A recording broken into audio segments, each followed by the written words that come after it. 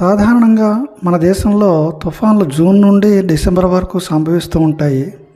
దీని మూలంగా ఆస్తి ప్రాణ నష్టాలు సంభవిస్తూ ఉండడం మనం చూస్తూ ఉంటాం. మన దేశ తూర్పు మరియు పడమర తీరంలో ఈ తుఫాన్లు తీవ్ర నష్టాలను కలిగిస్తూ ఉంటాయి. మరి అటువంటి తుఫాన్ల సమయంలో భారత వాతావరణ శాఖ వారు తీర ప్రాంతాల్లో తుఫాన్ల హెచ్చరికల గురించి హెచ్చరికలు చేస్తూ ఉంటారు.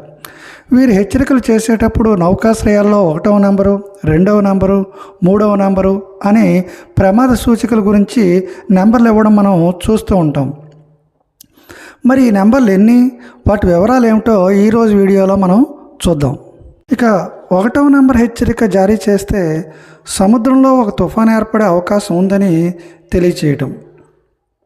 ఇది మొదటి ప్రమాద హెచ్చరికగా చెప్పడం జరుగుతుంది. ఇక 2వ నెంబర్ జారీ చేస్తే సముద్రంలో తుఫాన్ ఏర్పడిందని హెచ్చరించడం.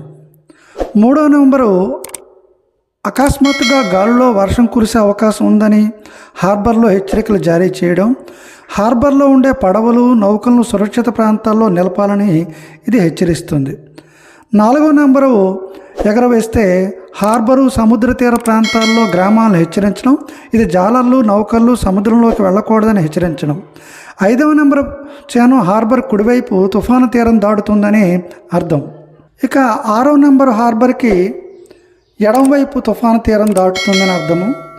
7వ నెంబర్ సూచిక హార్బర్ చుట్టుపక్కల ప్రాంతాలకు తీవ్ర ప్రమాదం ఉన్నదని హెచ్చరించడము.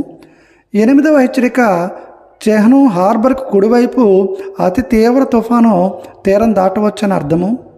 9వ నెంబర్ ఎగరవేస్తే హార్బర్కి ఎడంవైపు అతి తీవ్ర తుఫాను తీరం దాటవచ్చని అర్థము.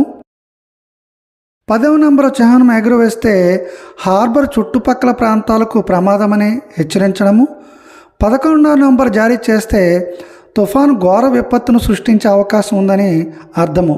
ఈ విధంగా 11 నెంబర్లను మన వాతావరణ శాఖ వారు ఎగురవేయడం జరుగుతుంది.